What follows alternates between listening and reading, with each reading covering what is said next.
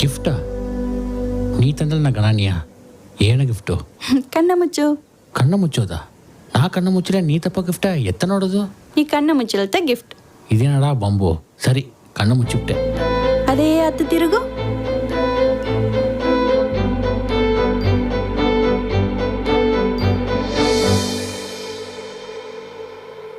Gift ಒಂದೇ ಒಂದೂ ಕಾಣೆ. ಇದು ತೇನೆ ಗಿಫ್ಟ್. ಈ ಬೈಕಾ?